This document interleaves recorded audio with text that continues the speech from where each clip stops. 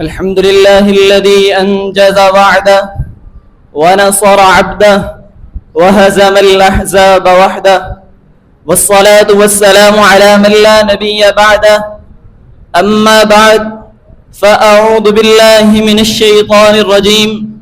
بسم الله الرحمن الرحيم. قال الله تبارك وتعالى في القرآن المجيد والفرقان الحميد: وأعدوا لهم ما استطعتم من قوة.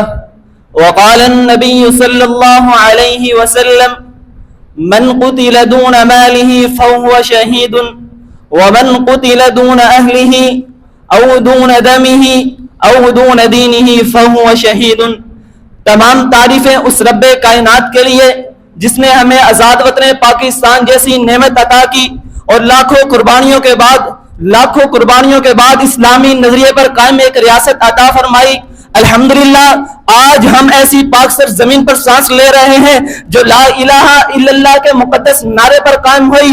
یہ وطن کوئی خطہ زمین، یہ وطن کوئی معمولی خطہ زمین نہیں، بلکہ یہ ہمارے ایمان، قربانیوں اور دعاؤں کے ثمر ہے.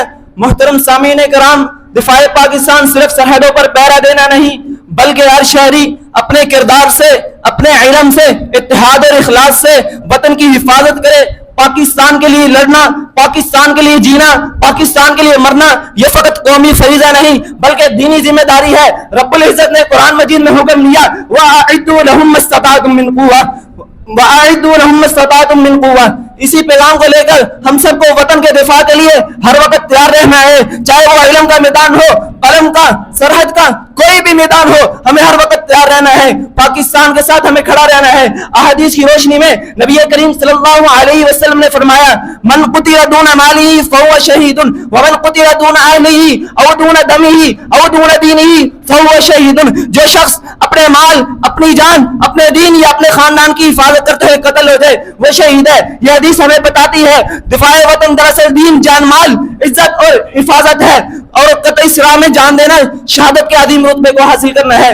نبی کریم صلی اللہ علیہ وسلم کی عملی زندگی سے مثال: جب کفار مکہ نے مدینہ پر حملے کی سازش کی تو آپ صلی اللہ علیہ وسلم نے خندق کھدوائی، حفاظتی انتظامات کیے، اسلحہ تیار کیا اور صحابہ کو دفاع کے لیے تیار کیا. اس سے معلوم ہوا دشمن کے مقابلے میں پیش کی تیاری کرنا سنت نبی ہے، اسلام اور حب الوطنی. جب نبی کریم صلی اللہ علیہ وسلم نے مکہ مکرمہ کو ہجرت کے وقت چھوڑا تو فرمایا: اے مکہ، تو مجھے ساری دنیا سے عزیز ہے، اگر میری قوم مجھے یہاں سے نہ نکالتی تو میں تجھے کبھی نہ چھوڑتا.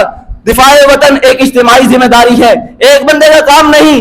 ہمیں اپنی فوج کے ساتھ کھڑے رہنا ہے اور ہر مقابلے میں ہمیں ان کے ساتھ متحد رہنا ہے.